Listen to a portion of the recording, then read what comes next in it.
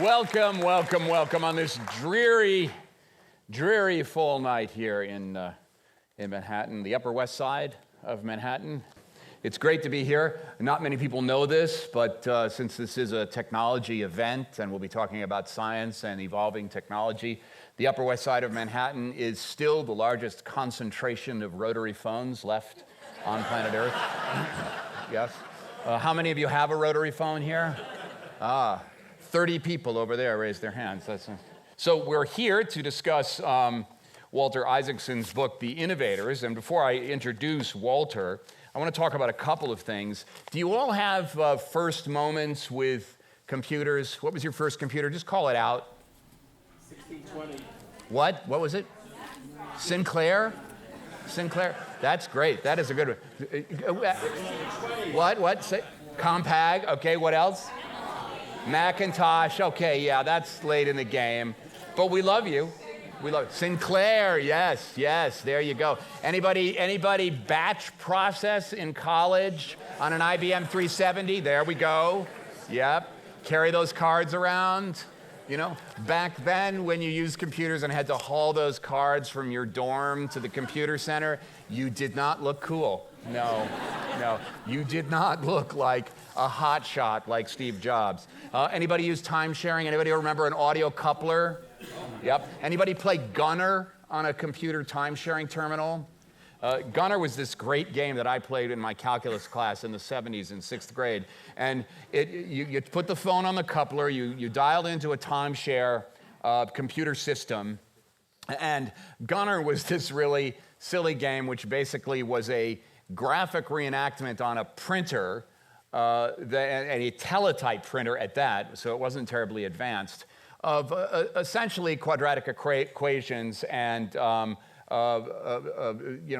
limits and equations for parabolas, that sort of thing.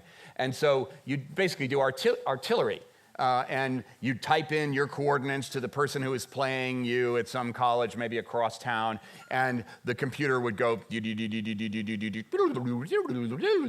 then it would start printing, boom. Boom, another dot, boom, and it would gradually make the parabola, and when the parabola would come down, boom, it would ding if you hit.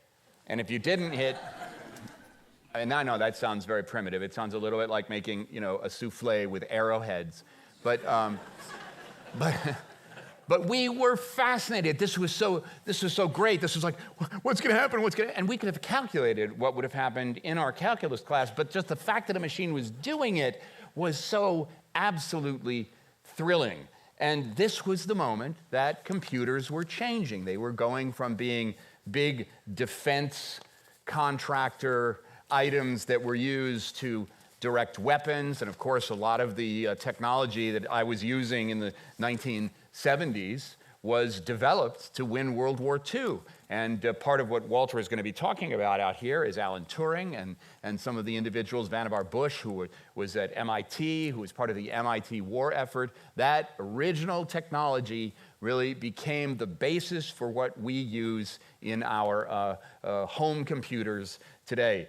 Here's something that came about in the early 60s, because in many ways, computing is a fusion of two things that are very, very well known. One, of course, mathematics and computers themselves, but the second thing is animation. What you can see here, this is Space War, a computer game, very rudimentary computer game. But what happens in Space War is that your mind creates a world out of that bunch of dots, which are represented in a very, very simple mathematical set in the computer's memory. And all of a sudden, you can pretend that you're in a spaceship. And so the development of computer gaming really fused the power of the mind's ability to suspend disbelief and to believe that that character is real, believe that that's actually a dinosaur, believe that Mario is your neighbor, for instance. All of this power fused together. It's not just one brain that's working to make Space War a great video game. It's two brains, the brain of the user and the brain inside the computer. And so that, in many ways, is the cultural story that's told in the Innovator and in the Innovators. And one of the great things about this book, and we're going to interrogate Walter all about it, is that the computers were developed along the same time as a whole culture was emerging from the 60s. The free love and drug culture that very, very sort of primitively describes what was going on. But in fact, the Whole Earth Catalog is something that came directly out of the counterculture movement. And what the Whole Earth Catalog is about, and I don't know if you can see it, Whole Earth Catalog is what it says, but the subtitle is Access to Tools. And the idea that individual humans could have access to tools and that those tools could be used to create things is really a part of the confluence of culture and technology that becomes the experience that we're living today and becomes the narrative of the Innovators. Add to that characters like, does anyone recognize this bus here? Oh, you used to own it? No. No, this is the Merry Prankster bus. And how many people know who the Merry Pranksters were? Yeah, there we go. Ken Kesey and the Merry Pranksters and the Grateful Dead, who took a lot of LSD and roamed, that's Ken Kesey right there. And Ken Kesey, of course, wrote One Flew Over the Cuckoo's Nest, which was, about a mental asylum for people with mental difficulties. And it really sort of made the point that, in many ways, Walter makes again and again in this book of the Innovators, that there's a certain kind of fringiness about the mentality of people who are willing to take the risks to innovate. And Kesey, the Merry Pranksters, the Grateful Dead's notion of improvisation really caught the attention of Steve Jobs up at Reed College, where he was experimenting, right? Isn't that the word? With drugs, experimenting. It was a class he was taking up there at Reed College. But the counterculture fuses with the technology culture, fuses with a sense of individuality and democracy in America. So in many, many ways, America is the petri dish for all these things coming together. And there's such an excitement about how technology, the military-industrial complex that wins the war, fused with the democracy movement of the Whole Earth Catalog and the counterculture in America is this beautiful, beautiful story that's transformed the culture of the world. And that's where I want to begin tonight. Let me just tell you before we begin that this is my first computer here. Josh, can you put up my computer? I'll start crying when I see it. I love that HP 41C. They took one of those up on the space shuttle when it first launched. And now the amount of computing that's required to operate the space station is, by a factor of 1,000 bigger than that. But originally that was the only computer that they could use in the space program to calculate re-entry trajectories. And anything heavier than that couldn't have made it up into space. And it was all there on that programmable computer that I used to actually program the timing that was left on the All Things Considered newscast when I was a newscaster at All Things Considered. And I would sit there, and I made this program, and my assistant producer would say, what is this? And we would type in the times of each of the stories that we were doing, and I would know, okay, great, we're right at 5 minutes, we can go. And it was just if I'd started a company, maybe I'd be not up here introducing Walter Isaacson, but that's neither here nor there. Please welcome with us tonight President and CEO of the Aspen Institute, previously the chairman of CNN and editor of Time magazine. He's the best-selling author of the biography of Steve Jobs. His most recent book, The Innovators, How a Group of Hackers, Geniuses, and Geeks Created the Digital Revolution, is already a bestseller. It'll be number 3 on the New York Times bestseller list. It's a nominee for the National Book Award. Please welcome Walter Isaacson, who... If you read this book closely, you will realize that despite his background as a Harvard-educated sort of, academic, Brahmin, straight-A student, brilliant journalist and writer, what he really wanted to do was run away from home and join this circus. Absolutely. All right, Walter, it's great to see Cool, you. great. Great to And see I you. really love the way you brought in video games, because that's something people haven't talked enough about the book, but video games are totally part of that excitement. Well, first of all, what was your first computer? My first computer was an Osborne, the one that you got to Yeah. fold up that Adam Osborne made, and then a K-Pro. I guess the K-Pro was right before that, then the Osborne, and then finally a Compaq. And Ben Rosen, who lives right down the street here, was then chairman of Compaq, and he was a friend of my father's. They grew up in New Orleans. And I remember calling him once saying, I can't get it to, he had to do this floppy disk. And he came over and actually put in one of the first hard drives with a screwdriver. Oh, nice. And those were the days, which we don't have anymore, when you could actually open up your computer. You could jack in. You could put things in the circuit the way Wozniak wanted. Nowadays, everything's so sealed that you're a little bit intimidated. I used to be able to do that with Chevys as well, but Yeah, right. yeah, exactly. Did you ever build? Did you ever build? I did a Heathkit. Yeah. I did Yeah. and it did not work. But I did a Heathkit ham radio that did work. And what were you trying to what was your interest? Was it a scientific interest? Was it a hobbyist interest? Hobbyist. Yeah. I mean, people come at it from different ways. If you're Brian Greene, you come at it because you want to know what's happening on the surface state of a semiconductor, of silicon, and how are those electrons dancing. Me, I wanted to solder things, and there was a geek hobbyist culture. I'm not sure you mentioned when you talk about all the tribes, but one of the tribes is the teenagers who loved building ham radio. Yeah, I was one of those. Yeah, that was my thing. WA5, John Thomas Peter. That Yeah. was my. I had a Heathkit shortwave radio. Yeah, and I do think that that's something that almost all the innovators in this book, I mean, from Licklider to Bob Noyce to all the great people in this book, they tended to fiddle in the basement, and build things. And I worry about the lack of tinkering in hobbyists today, but maybe, we shouldn't worry. Well, we'll get to that. Let's talk first about the culture of these various tribes, because I think what is fascinating about this book is that it really describes the tribes very, very well.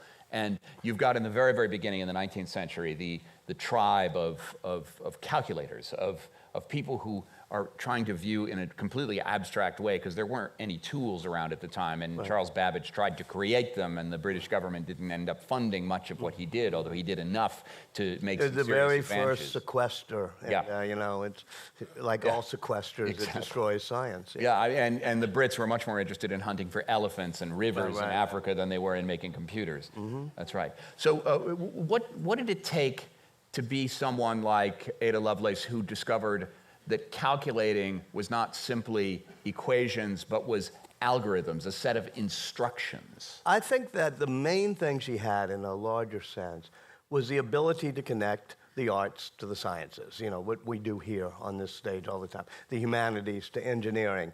As you know, her father, Lord Byron, the poet, was a Luddite. And I mean that literally, because the only speech he gives in the House of Lords is defending the followers of Ned Ludd, who are smashing the mechanical looms in England, thinking it's going to put weavers out of work. But Ada went on a trip to the Midlands, saw the mechanical looms, saw the way punch cards were instructing the looms to do beautiful patterns. And she was friends with Babbage, as you said, and he was making his calculating machine doing numbers. And she realized that the punch cards could make it, so as she put it, because she publishes, which is unusual for a woman in the 1830s, to publish a scientific paper on Babbage's machine, saying that because of the punch cards and other things, it can do anything that can be notated in symbols, not just numbers, but it can do words, it can weave tapestries as beautiful as the jacquard loom, she writes, and it could even make music, something that would have caused Lord Byron to flinch. But what she's seeing there is exactly what John von Neumann sees. Bingo. The general purpose computer, and Alan Turing sees it. That symbols are agnostic. They don't depend on violins. They don't depend on typewriters. They don't depend on the machines that make them. Symbols have a life of their own. And you can manipulate them logically. And then the cool thing that comes along, which is not obviously Ada, but comes along 100 years later, is people like Claude Shannon and others who take Boolean algebra, which was devised around the time of Ada Lovelace, and says, okay, we can use circuits to do on-off switches that can do the logic, basically. And that's when all of a sudden machines seem to think. One of the things that Ada says at the end of her notes on the analytical engine, machines will do everything. They'll do music, they'll do this, that, and the other. And then she says, but they will never think. They will never originate thought. They will never be imaginative. It'll take the human partnership with the machine to originate thought. And that's what Alan Turing, 100 years later, calls Lady Lovelace's objection and says, how would we know that? And he comes, y'all will see the movie in about 3 or 4 weeks, I'm sure, called The Imitation Game, which is about Turing doing it. And he devises what he calls the imitation game, we call the Turing test, where he says, how would we know a machine can't think? What if we can't tell a machine apart from a human in its answers? Then there's no reason to say the machine's not thinking. What kind of a character is Turing? And compare him to the people who were more involved in the building of the machines that could do what Turing imagined would be the test of intelligence. Yeah, Turing was very much of a theorist and a mathematician. And a loner. And homosexual at a time when if you're in the MI6 government service trying to break the German Enigma codes in England coming out of the Victorian era is not that easy to be, but he was also not ashamed of being homosexual. So it's a very complicated thing. But the main thing is he comes up with the notion of the universal computing machine, something that can do any form of life. I mean, anything that any machine could do, a universal machine can do that type of logic. And so that becomes a foundation for von Neumann and others who turn it into an architecture for computers. But one of the things that struck me just at that point in the book, although Steve Jobs had turned me on to the idea earlier and it began to sink in, was it isn't just the visionary who does something. You have to have a team that then starts to implement it. And so Turing is this great logical theoretician, but because it's wartime and they got to break the German codes, he's thrown in with Tommy Flowers, who worked for the phone company in Britain and knew how vacuum tubes, or valves as they call them in England, how vacuum tubes work. And, there are mechanics and there's people who do people get hired at Bletchley Park by doing the telegraph crossword puzzle really well. So you have all sorts of interesting people working on the teams. And the desperation to win the war meant that the rule book of crossword puzzles aren't anything that we need for national security, all that had to be thrown out, and there had to be a real sort of stepping back from Actually, there's a categories. moment where there isn't a stepping back, where the hierarchy of the British intelligence is having trouble figuring out how to deal with this guy Turing and his crowd. And Turing writes a letter to Winston Churchill, who reads it and calls off the Dilly Knox and the people running MI6 and says, let these people break the code. There's a parallel story that takes place in the United States, less tragic than Turing, but what was the tension like in the United States between By the way, should we get to do people know the tragic? Yeah, why don't you go ahead? Well, Turing, as I said, was gay, and he finally gets, by the 50s, gets arrested for gross indecency. And so he's sentenced, as if he were a machine, to undertake hormone treatment so he will not commit homosexual acts. And gross indecency at this time, what year? I think we're talking 1949, 50 or so, yeah. Right, that would be on basic cable today. Yeah, right, exactly. Yeah, right. So, and he submits to all of this, but then at the end, he takes an apple, dips it in cyanide, and bites into the apple and commits suicide because of this issue. And in some ways, when he's arguing that machines are no different from humans, will replicate the human mind in a machine, in some way, Alan Turing and his life, that's not something a machine would have done. Mm-hmm. And his life is almost a counterpoint to the notion that the human and the machine are indistinguishable.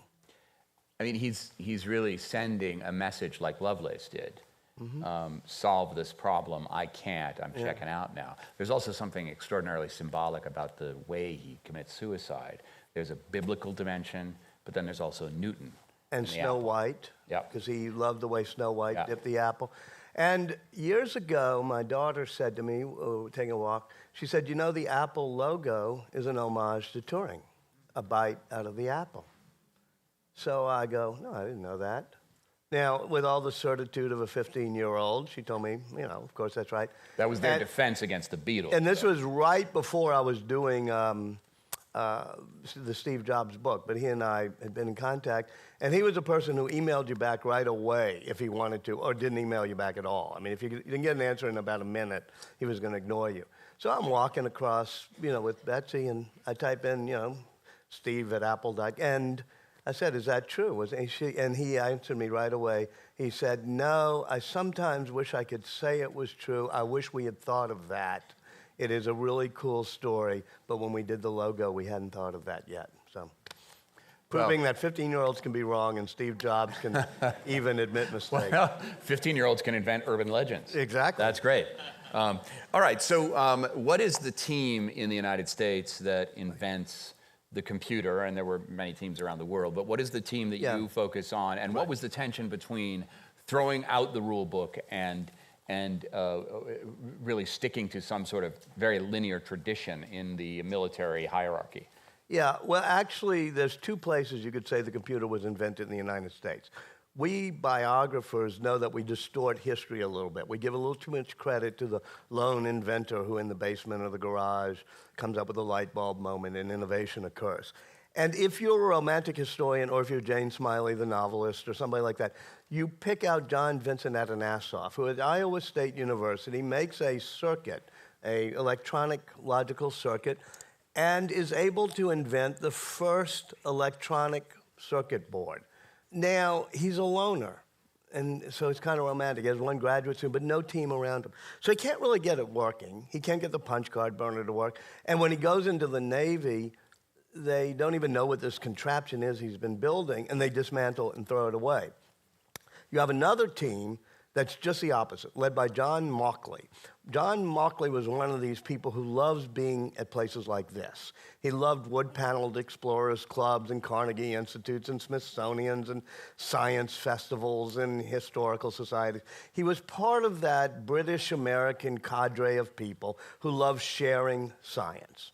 He goes all over the place because he wants to build a computer, and he's like a bumblebee. He picks up pollen in places and cross-pollinates things. So he goes to the 1939 World's Fair and sees what they're doing. He goes to Dartmouth, where this Bell Labs has a Stibitz machine. He goes to Harvard and MIT, where Vannevar Bush had done a non-digital, an analog machine. So he picks up all these things, and he finally hears this guy in Iowa State. He actually runs into him in Philadelphia, and for 4 days he drives to Iowa State with his kid just so he can see the computer. So then he comes back to Penn, and unlike Atanasoff, he builds a team. And that's what I was talking about earlier. You know, the building of the team is the important thing. He gets Presper Eckert, who is a great engineer. He gets, you know, mechanics, people with grease under their fingernails.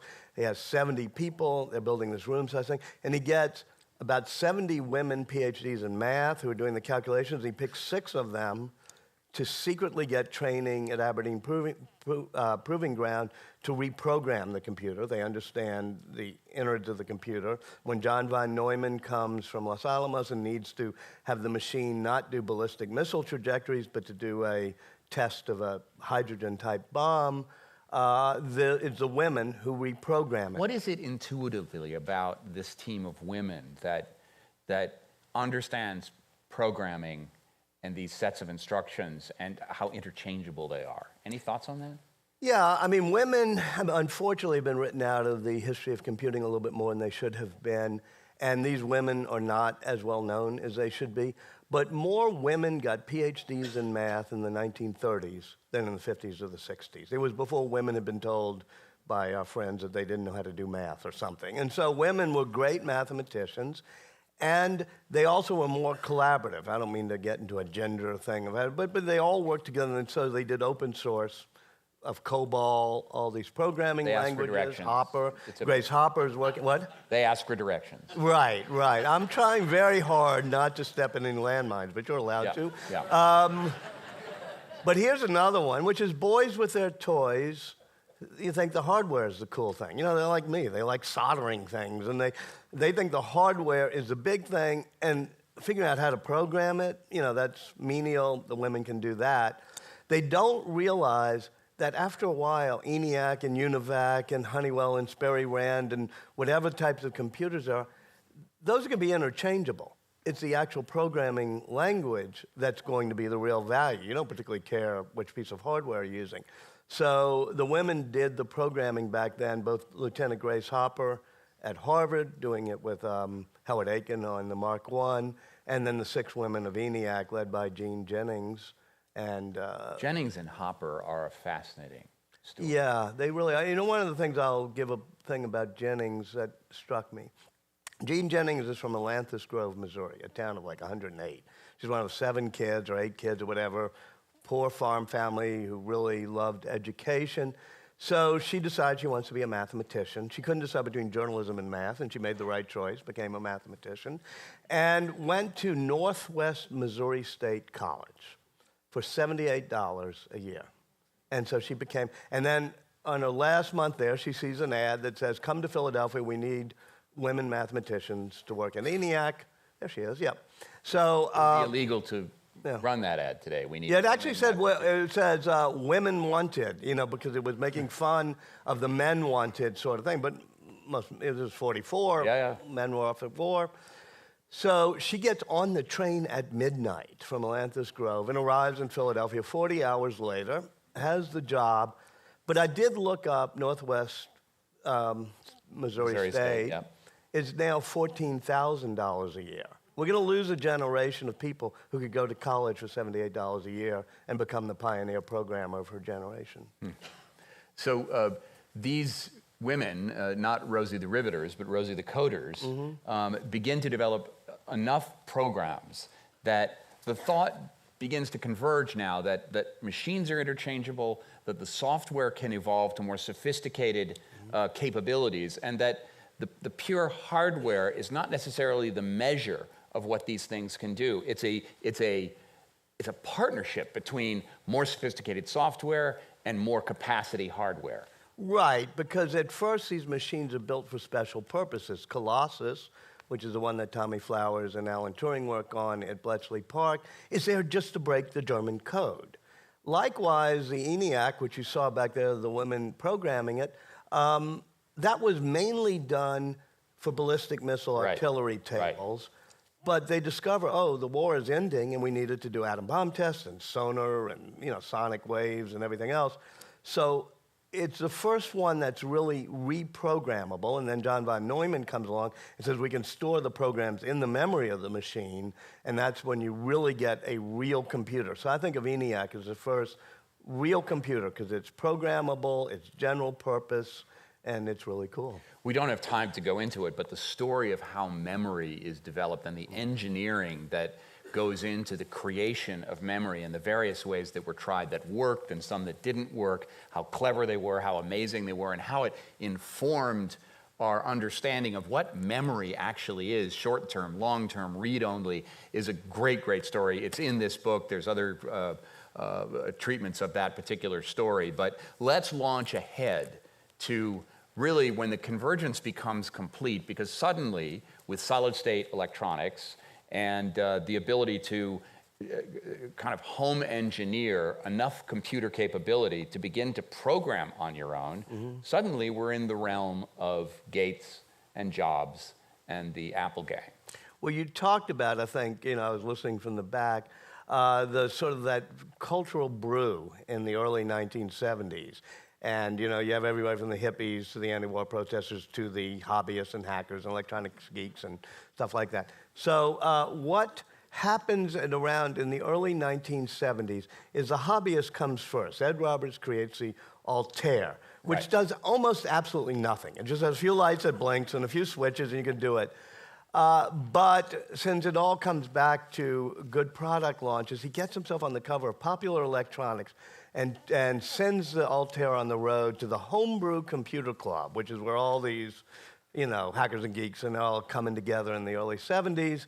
Now, a couple things happen. It's on the cover of Popular Electronics, and this guy, Bill Gates, who's a sophomore at Harvard, has convinced this friend of his, Paul Allen, to drop out of school and move to Boston for no apparent reason, because he's, And Paul Allen, in that out-of-town newsstand right in Harvard Square, sees it says the Altair, grabs a copy, pays 75 cents, and runs to Courier House where Bill Gates is living and plops it down and says, "This is happening without us."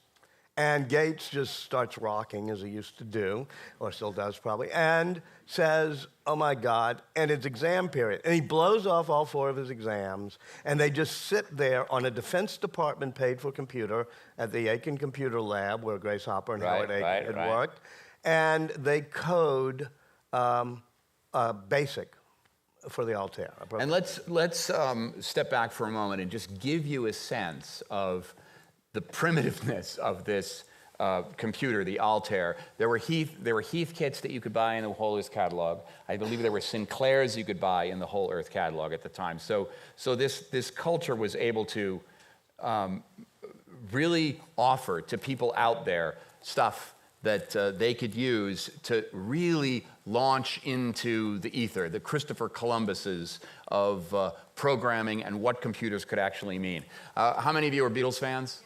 Yep, okay. You know the song Fool on the Hill? Mm-hmm. Let's sing it along with me, all right? Day after day, alone on a hill, the man with a foolish grin is keeping perfectly still. This is Altair's rendition. Steve Dompier, first meeting in the Homebrew Computer Club. They get an Altair, they start playing with it, and he realizes because it interferes with radio signals on his little radio, he can tell the Altair to make music. Ada Lovelace's vision is, captured there. Can we hear that again, Josh? Let's hear if Ada would really have loved this. She would have. She would have. The Altair was 1961. No. 70. 70. Gates was 170. I think it's January 73, the cover of Popular Electronics, and so it was December of 72, I think, maybe a year off. So, early 70s, is this the machine that Gates takes home to, or something like it, that he takes home to begin to develop BASIC? Yeah, so they develop, this is it, the original Altair, and Gates sits there at Harvard and they do BASIC. Since Gates can't even shave yet, he's looks like a Cub Scout. They send Paul, who actually has sideburns at that point, to fly to Albuquerque to make the sale of BASIC for the Altair. And so that's where Zuckerberg didn't have that problem. No. But what happens is, as I say, they take the Altair on the road. They bring it to the Homebrew Computer Club. Steve Dompier, who's one of these hippie geeks, says, "Okay, I can make it do Fool on the Hill." But they also watch it do BASIC, and there's a tape, software tape to doing BASIC, and they copy it, and they make 70 copies and give it away for free, stealing, and to use Bill Gates' word, his software program, because this is where you get the tension between software wanting to be free and that open source thing versus, for the first time, somebody says, because the women who did COBOL didn't do this, he says, Paul Allen and Bill Gates doing business as micro-soft, and they wanted to be able to have a copyright on it.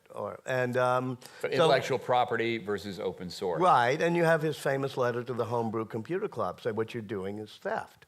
But also, at that meeting, this is huge. It's a great movie scene if anybody wants to make a movie of this book, because sitting there is Steve Wozniak, who thinks personal computers are stupid. He was building terminals that connect to mainframes, but then he looks at this, and he looks at the specs for the Intel 8088, which is what allowed this to happen. He says, I can make something better. I can make it that connects to a monitor. So he does.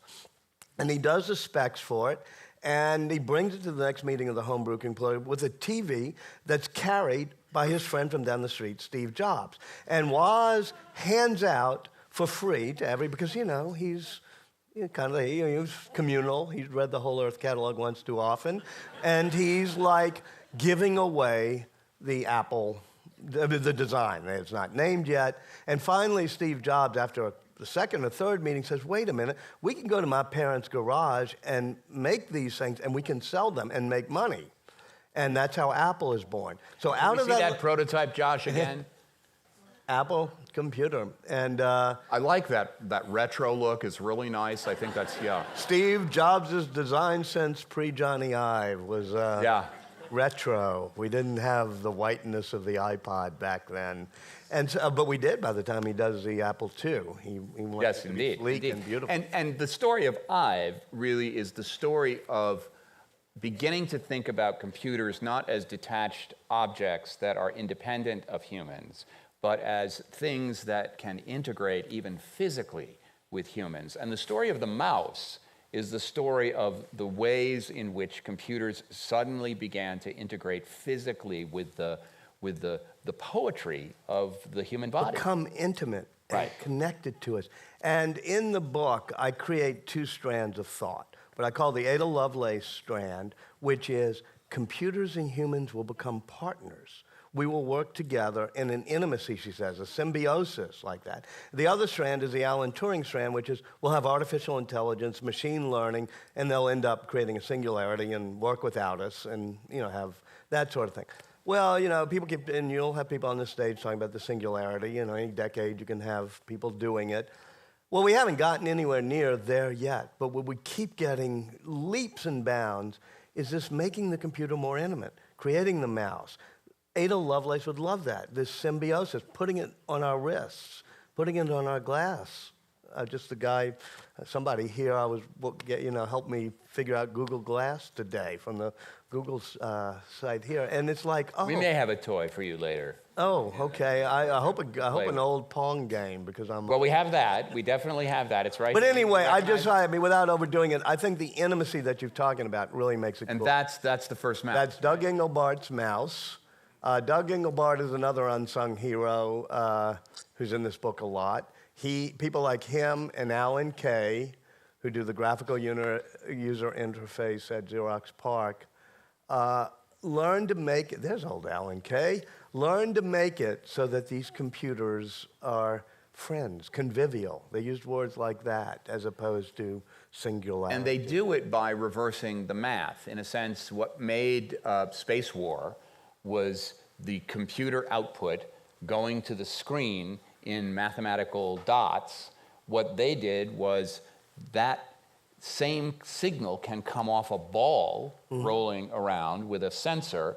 You send that into the computer. The computer doesn't care what it is. It says, oh, I get it, and can turn that into directionality on a screen, and boom, you can go both directions. And what you have, and Alan Kay and others do it too, is a whole lot of things come together that you don't think are that important, but they connect the art to the technology.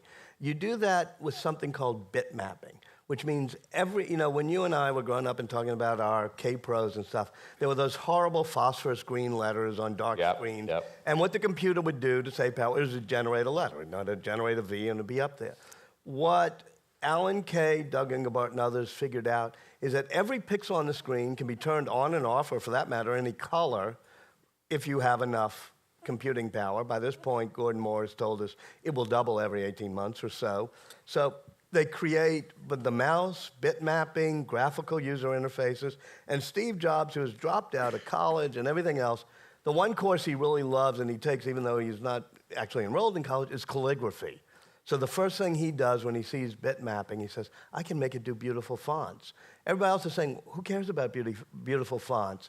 Steve's great insight was beauty matters. And fonts is a hard problem.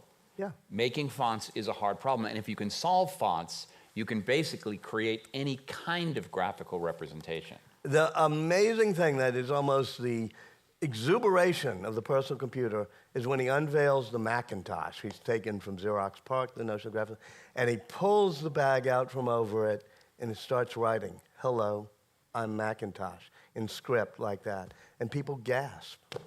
It's cool. And it's part of this sort of convergence of our animation sense that we will suspend disbelief. Once it does that, That's a human talking to us. That's a creature. That's a being. That's not a machine so much. It's convivial. It's convivial. It's personal. It's personal. If you have to look at another trajectory of the digital age, everything gets more and more personal. You put it in your pocket by the end, or you put it on your wrist. And you talked about, too, the video games, which are because they come along at the same time. You know, you're doing Space War, and they're doing the same time that Licklider, JCR Licklider is another amazing character, is doing an air defense system. And so they have to have really fast interactive computing.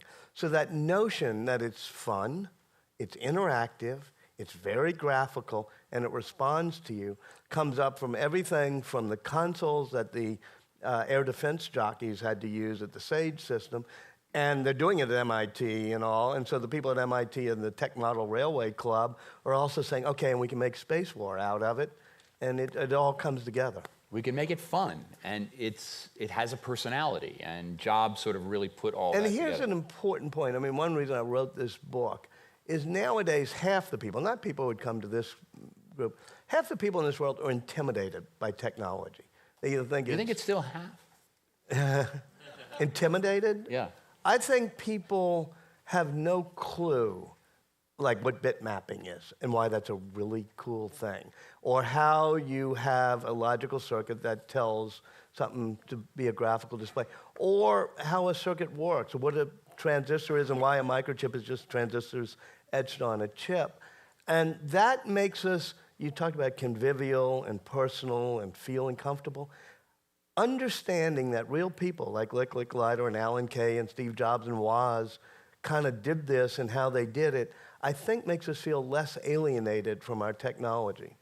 But do we need to understand about photons to be lighting decorators in our own house? And do you need to understand She Walks in Beauty Like the Night, you know, one of Ada's daddy's lines? No, but I've heard Brian Greene talk about this. If you want to just be a joyous human being, you kind of want to know what a line of poetry means, how a photon works, even try to perhaps grapple with why quantum mechanics makes the surface state of a semiconductor a dance of electrons that can be manipulated. That's beautiful, almost as beautiful as some of Lord Byron's poems. Well, as a storyteller, you certainly have a role to play in sort of distributing the sense of wonder and curiosity about technology. But I sense that you're really stalling, Walter, and we need to play Pong now, all right? When did you first play Pong? I'm not going to tell you. There it is. Okay, let's start. Here we go. All right, there's the ball. Where's the ball? Oh, there, you got it. Oh, yes! I didn't have to do anything. When Al Alcorn, oh, shoot. Ha! When Al Alcorn did this, the best Turn those lights down, you guys. It's favoring him. You want him to win. All right. The best thing he did was that sound of the Pong. Boy, I'm really getting bad at it. I used to be good. I think you needed to be slightly stoned to play this game. There I go. I asked you if you wanted to get high backstage. Oh. So, figuring out the electronics of just making it go. Don't talk, just play. I'm trying to distract you. I'm down. Oh, oof. Oof. That was pretty bad. Oh, man. Uh-oh, you're catching up now. You see, well, you catch up when you serve. I'm helping him. We're all, see. I mean, I'm helping him win. There we go. Ooh, trick shot. You're done. You're done.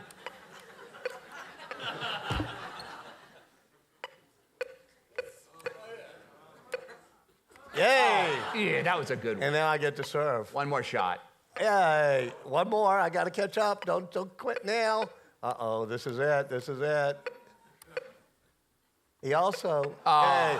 Okay, we'll stop there. He also made it so that if you, thank you. We practiced a lot so we would tie at the end. And there's no overtime in a regular season Pong game. But I have to renew my club membership. He made it so that wherever you hit on it, it would go directly back if you hit in the middle, but it goes off at an angle. So it was, it was really cool. But the other thing they learned at Atari, and Steve Jobs worked the night shift at Atari. This that's is his Bushnell's first job. group. And Yeah, Nolan Bushnell owns it. Al Alcorn is the engineer of that.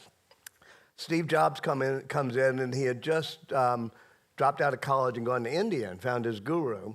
So he comes back, and he eats only vegetables, but no grain, no meat, fruits and vegetables, fruitarian diet. And he tells Al Alcorn, if you have this diet, you don't have to use deodorant. And Alcorn told me that was a mistaken theory, so I put him on the night shift. So he and Woz are working at the night shift, and one of the first things they do is a single-player version of Pong called Breakout. And I asked Steve, what did you learn from video games besides the beauty and the pixel, all that sort of thing? He said, you really have to keep it simple. Space War, when they first do it at Atari, they take the Space War game from MIT and try. Right. It has, in gravity there's no space, you have to use it, there's like 8 instructions. In that game, there was just one instruction, which was avoid missing ball for high score, which is a slightly garbled sentence, but a stone freshman can figure it out after midnight, You don't need a manual. Yeah. Let's shift to the internet. Part of the innovation of the internet itself comes from figuring out how to take data and transmit it. And in the same way that bit mapping is the key insight to creating graphics that are both flexible and also beautiful, packet transmission is the key insight to transmitting data, because the sort of initial notion would be the mail, where you take the message, you put it into a box, and then you send the box. And of course, messages are going to be different sizes, and all the boxes will be different sizes, and there's all sorts of complexity associated with that. Just work at UPS and you understand the problems there. But packet delivery was really something amazing and had a difficult sell in the beginning. Absolutely, and packet switching breaks it into just a small little things, puts a very small finite block, puts a header on it, breaks up the entire message as if you took a whole long letter and put it into 50 postcards and let them each follow a different route with instructions on how to reassemble them. Package delivery is like, will you stand up, please? Mm-hmm. Yes. Uh-oh. All right, stand right up here on the stage. Uh-oh. All right, so let's say we're going to send him through the internet, right? Yeah. What we would do is basically we'd saw off his hand and a piece of his arm and his shoulder and his head and his foot and maybe the other arm, all into little packets. And on those packets would be the name of him, right? And the place that it connects to. Right. Those two things, plus whatever it is that's in your hand, arm, shoulder, head that we've hacked off. And so all the pieces would come apart, right? They'd zoom through data. I mean, your hand would take a different route than your foot. Your head would take your head might go a little slower, possibly. And then you'd be reassembled very, very quickly. And the instructions for reassembly is contained within each individual packet. Yes, and that has a very important philosophical thing. First of all, you can sit down, that's right, or you can be teleported to wherever you're going next. Thank you very much. Don't try that at home. Yeah, I mean, a couple of things that does. You talk about UPS or FedEx, or for that matter, the phone company, which keeps a circuit open the entire time you're having a conversation. So that means they're central hubs, which means it can be controlled by authority. It means, somebody can decide what goes through that hub. A Comcast can be in charge of whatever it may be. But a packet switch, every single node has just as much ability to store and forward a packet. And therefore, if some node gets knocked out or somebody does something and tries to censor things, the internet routes around it. This has two functions. One is that Paul Barron, who is one of the founders of packet switching out at Rand Corporation, now there's Donald Davies in England, and then a few others, he's doing it to help survive a nuclear attack. If the Russians hit our communication system, he wants America to be able to retaliate, which is actually a good thing because it prevents us from wanting to do a first strike. It makes us less hair-trigger. It means you have to distribute the data. It means that you have to have no centralized hub that they can attack, and if they hit 50 different places, they'll still, those little packets will scurry around the spider's web and route around it. So that's the reason he does it. He explains it to the Bell system and AT&T over and over again. They say it won't work. They finally bring him for 4 days of seminars where they bring 90 experts explaining to him why, instead of having a dedicated circuit, packet switching won't work.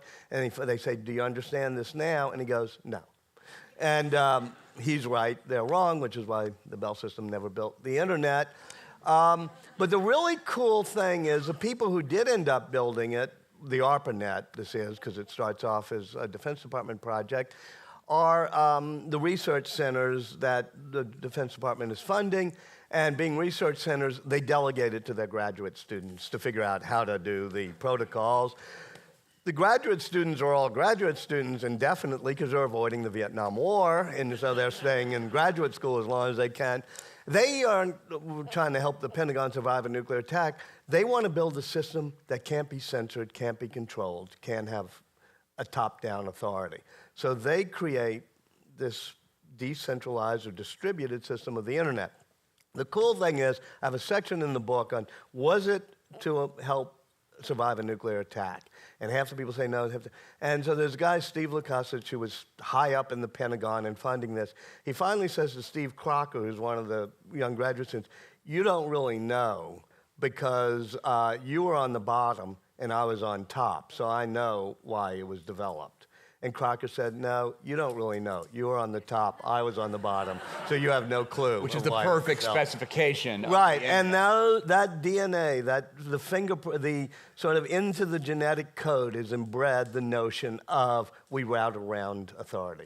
And that distributed system architecture also creates the other huge advantage that a packet switching system delivers, and that is scalability. Yeah. Infinite scalability. Without scalability, everybody can be a node on the internet. right, everybody can be a node on the internet. Everybody's computer can be a part of the internet. And there's one little story, and then I want to invite our other guests up on stage who have sort of direct experience with exactly what we're talking about here.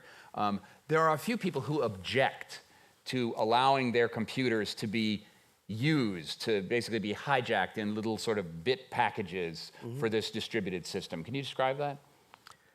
Yeah, you know, I think what you may be referring to is I wrestled with the fact that the people who invented the personal computer and first had it, the hobbyists, the hackers, the phone freakers, they really wanted something personal. Alan Kay, even at Xerox PARC, you could take it out to the woods. It was a personal creativity device.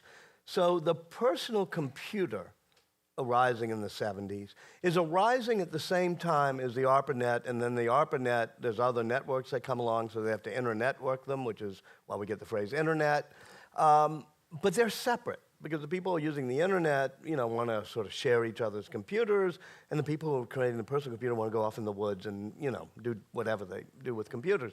Wow, that's like a book. It takes a while. In fact, I didn't get this at first. I was going to do this as a history of the internet, and it was Gates, when I interviewed him, who said, no, you don't get it. In the 70s is where all of a sudden the networking and the personal computer come together in modems, online services, and that is like the steam engine coming together with mechanical processes to create the Industrial Revolution. It's that combustible combination that creates a digital revolution. Produces the railroads. Yeah, exactly. And, yeah. But what were you may have been referring to something else on the personal computer. Oh, Marvin Minsky. Oh, yeah. At MIT, oh, yeah. he thought it was, we're using our computer, we got all of our computers, you know. Oh, that's when the researchers did not want to have it. The Pentagon was funding, you know, Marvin Minsky, all these research centers. He was at MIT. He's part of the artificial intelligence crowd. In fact, he comes up with the concept of artificial intelligence in the 50s, but he doesn't want his computers to be shared because he's into this, computers, you know, as opposed to making them intimate and connected to us. And the Pentagon, this is in the good old days where the Pentagon is actually doing some good stuff. It's, you know, the Eisenhower years are particularly good, but they kind of force people to share, to collaborate. And they say, okay, you will get no more funding unless you become part of this collaborative system. Any parent of a 3-year-old can relate to that. Right. Bribe them, and they will Yeah, share. exactly. Yeah. It's true of MIT professors and teenagers. Exactly. All right, we're going to continue all of these themes, and we're going to continue talking to Walter, but part of what's great about this program is really what we want to do is extend the story and bring some other characters in who have really lived this in a way that 2 journalists up here really haven't. Our next guest is at the cross-section of the digital revolution, helping to build the internet pre and post Timothy Berners-Lee, a character who figures prominently in the internet, and then moves to creating things using digital technology. She's currently the CEO of MakerBot, a global leader in 3D printing. Please welcome Jenny Lawton.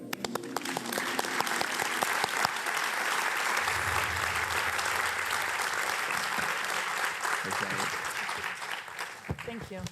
Also with us is someone who can give us a real-life view of the startup of a technology company. She doesn't work in a garage at this point, but she probably has seen the inside of a garage thinking of ideas for her new company. Exactly what she's doing now is creating a new company, the CEO and founder of the new career platform, themuse.com. She's a top finalist in the Wall Street Journal Startup of the Year competition. Please welcome Kathryn Minshew.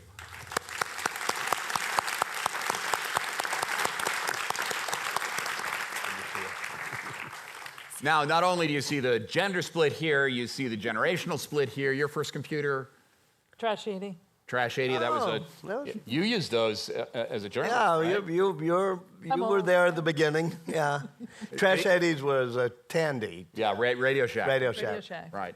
And did you use it as a journalist or as a fun person, just No, I having used fun it at work. Work? Yeah, to make our mailing list at the work. At the company Did you have I work for. to carry all those adapters and the printer around with it and the...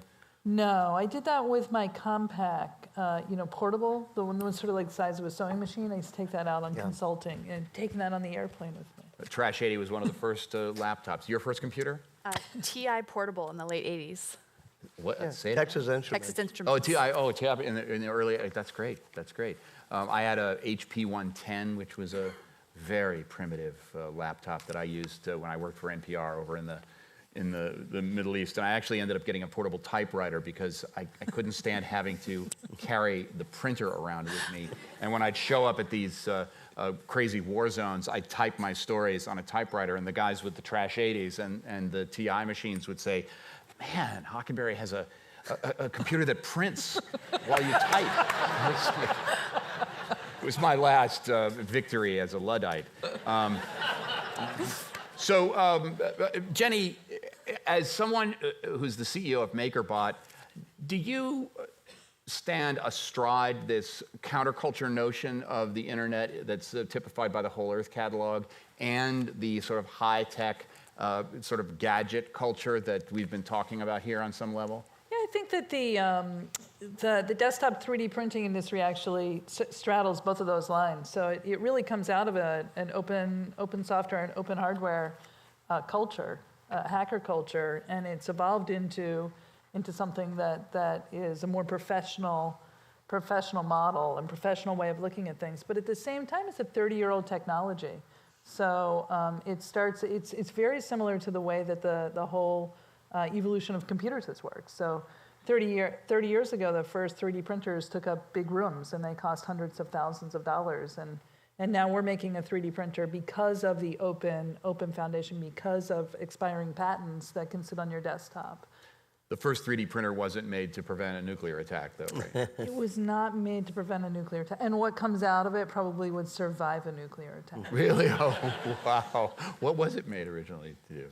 You remember? I think that I actually will have to say, shame on me for not knowing what it was made to do. Make something good. Make something good, Yeah. of course. You recall the building of the internet and this sort of development of packet switching and imagining the system and world that could be created with that. What was that like? Sure, I was a UCP administrator, and my roots are in hardcore Unix. So, Anybody know what hardcore Unix is out there? I mean, You it's don't know really- what hardcore Unix is? Unix is the precursor to what, really? It's the operating system for the PDP. Precursor to the modern era. No. Right, precursor. But was Unix developed at Xerox PARC? Bell. At Bell. That's Bell right. Lab. That's right. Yeah.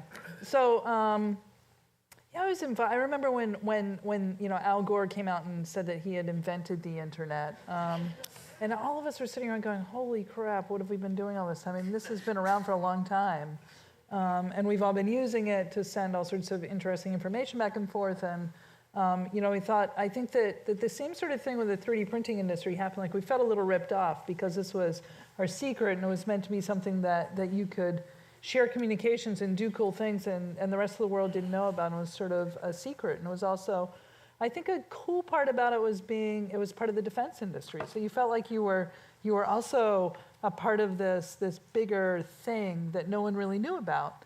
And that if the world blew up, we'd all be able to send each other messages, and we'd be able to say, "Hey, we're still alive here. What are you doing out there?" And it was sort of a secret society. So it was really interesting when it became publicized and we decided to share it. But we still couldn't believe, so what are you going to do with it? Like, what more is there? And part of the story of the Innovators was how this priesthood of Unix users in places like Xerox PARC and Bell Labs, et cetera,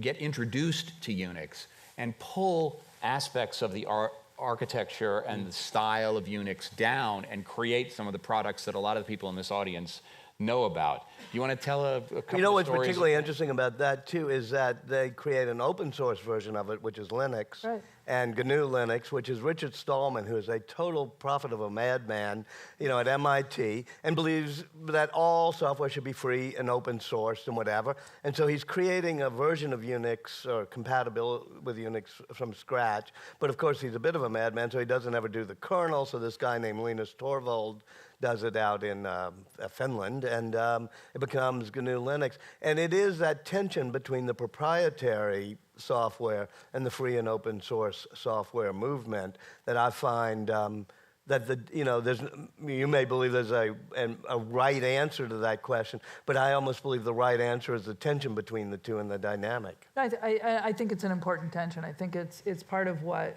still is part of the innovation cycle. It's funny, the last time I saw Stallman, he had some interesting words to share for me. I used to work at MIT Tech Square, and he was up on the... Yeah. He used to go in, he had his bed in one of the offices up there. I mean, he wasn't paying for it, but anyway, he had some choice words for me the last time he saw me. Why? Yeah, he was, like a lot of great innovators, a prickly character. Yes. What did he say? You sold out or something? Yes. Or, yes, something really? along. Oh, anybody who not ever that works nice, for yeah. anything that has any intellectual property protection at all is, in his mind, evil. Or something. Yeah, and it was right after MakerBot had gone from being full open source hardware, full open source software to not quite all open source software. So he was really not happy, and it was revealed that we had also filed some patents. Now, can I ask you? Patents? You filed I mean, patents? that's. Oh my God. I could show you my patent. Hey, John, can I ask you a question on that? Because it's been fascinating to me. You filed for patents because you're becoming a company and you need to have some return on your investments and stuff. And people like Stallman think that that's horrible. Nobody should ever do intellectual property. People have often asked me, how much innovation would you curtail if you didn't allow people to own the intellectual property? Would you have been curtailed if you couldn't make money on what you were inventing?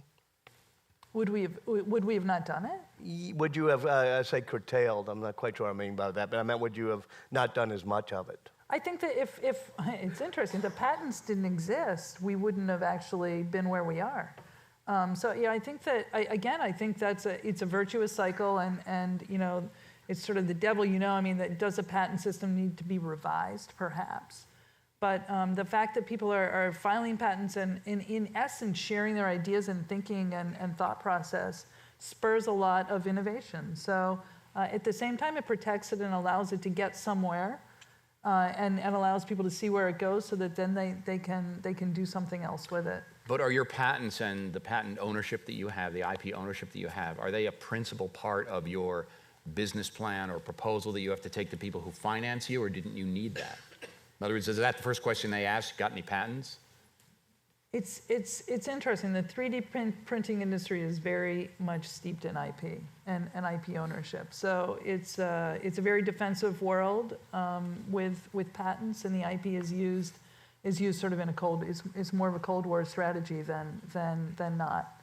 But it's very much a part of the culture of the 3D printing world. And when you talk to almost any 3D printing company, IP and patents are a basis of what of any of the companies. So it's whether they're defying them or whether they're creating them. But you would not have the innovation in the 3D printing world if it were not for patents and people filing their IP. Kathryn, did you code in Unix ever? Never. No, C++ was my first language. C++ was your first language. And do you have any patents for your new company? Nope. But that doesn't mean you've sold out. You probably covet patents and would love to have. It's funny. I think in what we do, the community, the operation process, there's a lot that's somewhat proprietary, but it's not patentable per se. And that sort of relates to the community social component of the internet, which is something we'll get to in just a moment. Let's do a little show and tell here. Can we see your 3D printer in action? You can see it if Josh will show it to us. Josh, baby, okay. This is a MakerBot replicator printing, and the way that a 3D printer works is you take a file that you've made in 3 dimension and you put it into our software, and it slices it into tiny little slices that are about the thickness of a piece of paper. Let me interrupt you for 1 second. Call out if you can recognize what it's making, okay, as it does it. Go ahead, keep going. And then it takes we put it into the printer, and it reads the file, and it takes the first layer, and it tells the printer to make it. There you go. There you go. Well done. Smart group, yeah. Yeah. And it's magic. It's all about real estate in New York, you know. That's all these people talk about. So it takes a piece of plastic and brings it into something that looks like an icing bag, and it makes the plastic hot and melty, and it squeezes it through a really tiny hole, and it lays down the image of a layer, and then it goes up the next layer and does that. And how important is the chemical composition of the medium you use to create something like that? Material science and physics are a big part of what makes the technology work. And this kind of plastic, is it something very exotic, or is it like what I used to do to make those insects when I had a thing maker? It's not, no. It's not those. No. It's polylactic acid, and it's a corn-based product. So I like to say that when my dogs eat it, they don't die. There are many other materials that are used with other 3D printers that are not as friendly, and there's a very wide range of materials, like a goo and laser printer. Like, I also say that if you drink that goo, you would die. So it's not something that you really put on your desktop. It's not a very friendly substance. So MakerBot makes 3D printers that enables people's creativity and allows them to innovate. And we like people to be able to do that on their desktop. So we use a friendly material that doesn't hurt you while you do it. And the creation of the Macintosh was the use of friendly materials, and the idea is that people could do something without destroying it. And you know, do you have an aspiration? I mean, aside from being a successful business and all of that stuff that you know, you've sold out for, do you have an aspiration for the 3D printer in terms of there should be one in every home? It should be a part of culture in some way, that everyone would have a creative use for this tool in their own home? We have a mission to get a 3D printer in every school in the country. We would love one in every school in the world, but we're just going to start out with America. And there are lots of schools in America. The concept of getting 3D printers into the schools and making sure that kids see a 3D printer as a tool that they have to be able to solve problems with, or model their life with, or see how math works, or bring an idea to life, means that once kids see a 3D printer as a tool that they take into life, then when they go to college, they need a 3D printer, and when they go to work, they better have a 3D printer. And I remember when my math teachers in high school, I really am old, had slide rules, and we weren't allowed to bring calculators into class. And now, like my stepchildren who are in school, 12-year-old, it's on his list. You have to have a calculator. You're in trouble if you don't have a calculator. Where's your calculator for math class? What's wrong with a pen and pencil? But No, I think of my kids as cheaters. so we want 3D. They are, right? They use I don't a calculator. tell them, but I certainly think of them that way. But we want kids to have 3D printers because it's a tool and it lets you take a virtual idea, make it physical, and see how the world works. One of the other ideas that comes directly out of your book is the fact that the universality of instructions, of zeros and ones, and data packets, means that you can specify a physical object, send those specifications anywhere in the world, and any 3D printer anywhere in the world can produce that object custom made to the individual who needs it. And you have an example of that here today. Oh, yeah. So this is really one of my very favorite projects. It's the RoboHand project. And it's a story between South Africa and Seattle, where a man had cut his fingers off in South Africa, and he has a guy who makes props in Seattle, and the two of them work across the world to create a prosthetic because they want to have a custom prosthetic. And the sort of cool end of story is that the South African's neighbor is a 5-year-old who doesn't have the fingers on his hand because he was born without his fingers. And he makes a prosthetic for Liam. And a prosthetic for a kid is not very common because prosthetics cost thousands, tens of thousands of dollars, and kids do something unique to adults in that their bones grow. So kids would need many prosthetics through their life, so often they don't get them. And the cost of the RoboHand is a few dollars, probably less than $5 when you put it together. And this is a collaboration where the measurements of the disabled person's hand is then transmitted across the internet using the computers that Walter's described here. Those specifications are fed into the 3D printer, which can instantly make a prototype that can be almost instantly tested, and you refine it in a very, very quick amount of time. And Hours. Behind you, I think we've got. I brought one. So this is just a rudimentary, one for me to show you, but and it's not working very well, but there's one out there on the desk that does work better, but it's got fingers, and so this is the basic first concept. So one of the awesome things about 3D printing is it's an iterative technology. So this is the first version of RoboHand, and this is a different version of it. It's iterated, and it's iterated for who you are and what you want. And one of the coolest things that I've seen is that because of the RoboHands project, we've had about 70,000 downloads from our website, Thingiverse. So it's a free download. People make them. There's a whole network of people who will make one for you. But kids are proud of their prosthetic. So not only are they able to have a hand, but they're able to have the cool hand that they want. And they make them in different colors. They put hooks on them. They do all these cool things. And they are just the coolest people around because they have the best hand going. 70,000 you can do an MP3 player right in there. Yeah, can you think? Sure. You probably cheat with that. Yeah. Exactly. It's my favorite project. Well, it's great. I was at an event last week where a rocket scientist who saw a video of a little dog that didn't have 2 front legs, who was rolling around in this really badly designed Velcro and skate wheel, a little wheelchair kind of thing, said, I can fix that. He had access to a 3D printer. He took a picture. He sent his prototype off that arrived in the mail completely unexpectedly. They opened it up. They tried it out. They sent back to him pictures of what it looked like. He said, oh, great. I have to change this. I have to do that. He asked them to get a mold of the top of the torso of the dog. They sent it back to him. They sent the prototype back to the dog owner, and we had it on stage of this little dog rolling around. Unbelievable. That's great. I mean, so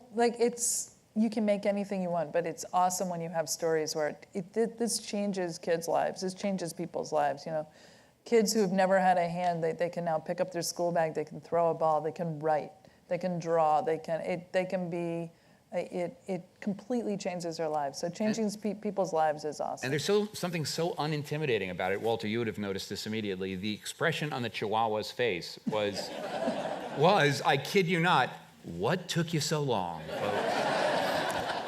So, Kathryn, as someone involved in a startup right now, we've heard all these stories of adversity, of tension, of creative tension, of people in garages sort of doing these brilliant things that make them billionaires. Do you find that the milieu for creating a startup right now, the venture capitalists you have to deal with, the financiers you have to deal with, the Wall Street Journal contests that you enter that I described at the beginning is a nurturing environment for an entrepreneur right now? So it's funny. I actually think in some ways that it is, because anytime you're trying to create something that never existed before, there are so many forces that tell you you're crazy. And as much as there's a lot of press around startups today and entrepreneurs, you still run into the exact same barriers. You run into the people who think you're insane to leave your job, the employees who don't want to quit well-paying positions to come take terrible pay at your company because you can't offer anything less, the big competitors, the running out of money. And while there is a little bit of froth right now, I'm not necessarily saying that that's ideal. I think having the community around makers and builders is incredibly helpful. You love your team. Absolutely. I mean, I think one of the things you have to do if you're building a company is find the people who will take this crazy leap of faith with you and go on a journey where they are trusting you and themselves that you're going to end up at something that makes the previous how many ever years worthwhile. Describe what we're seeing here and describe as much as you can your product and what about it that it's proprietary and utilizes some of the precise phenomena that we've been discussing here. Yeah, so this is a page from The Muse. TheMuse.com is my company, and we essentially exist to help people, particularly people in the first 10 to 15 years of their career, figure out what they want to do with their lives and how to get there. So we have about 100,000 people every day that are coming to the website. This is one of the personalized homepages where users can tell us where they are in their career, whether they want help negotiating a raise, getting a promotion, dealing with a difficult boss, finding a new job, and then we will, based on what they tell us about what they're looking for and where they are, we will help direct them to companies, to opportunities, and to career advice and other resources. Is this algorithmically driven, or is it a bank of phone callers in Bangalore? So it is.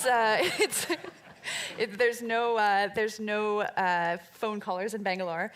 We have a number of algorithms that are proprietary to the Muse, and it's interesting because we're also collecting a lot of data that we're not using yet. I think some of the most interesting things about what we're doing are yet to come, because we're tracking for millions. I think we've had well over 20 million people use the site so far, and we know, people who like this sort of career path often behave in interesting or unexpected ways. I think one of my personal passions is how people decide what they're going to do professionally, because there's so many options today, and I think a lot of people have choice paralysis, and it's interesting to start to see patterns emerge that aren't the classic linear path, and yet turn out to be very good predictors of where people start and how they can end up in a career that they're excited and care about. How much data capture is a part of your business?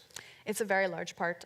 What's interesting, though, is we haven't gated the site, so people can come in off the internet, use most of what we do, and leave without ever giving us identifying information.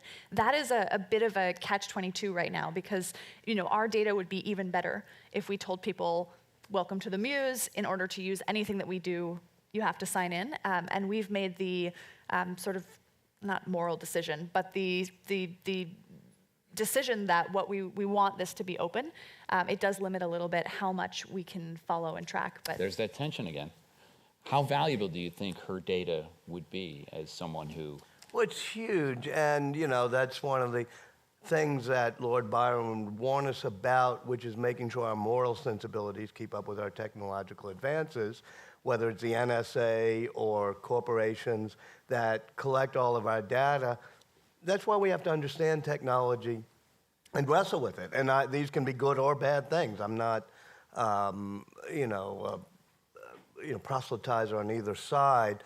But if you don't understand your technology and you don't understand what information other people have about you, it's hard to figure out this privacy versus convenience or privacy versus security balances that we all have to make as citizens. And the media needs to encourage precisely this curiosity. Stay curious, it's so important. Walter, would Ada have a 3D printer, and would Ada love Kathryn's I'll put gig it over in, to some historic context. Both these things are so cool to me in terms of the history, especially American history. I'll not put Ada in right away. But there are two distinct strands, I think, in the American character, which you can read Tocqueville on. One is our maker culture character, the quilting bees and barn raisings and everything else. There is a do-it-yourself strand that you can start with the Boston Commons almost and see that. And that's what you represent, is the maker culture in America and makers fairs. But makers fairs are not new. They've been around for 300 years. So that is something that's being enabled after, I think, a period of maybe half a century in which the ability to make things was taken away from us generally, and they were mass-produced. This allows a do-it-yourself culture that Stuart Brand was celebrating in the Whole Earth catalog. The other great strand in the history of technology and the history of America, I sometimes quote Bruce Sterling in one of his sci-fi stories, says, the street finds its own uses for things. And one of the things that we find our own uses for of any technology is to form community and to make connection. You did that when you were on the, I don't know, you said UUNets and the used groups and things. You grabbed the internet for something it wasn't really designed to be, which was a community formation thing. And email becomes it, and bulletin boards and whatever. Likewise, your service is simply a way to say, let us form communities.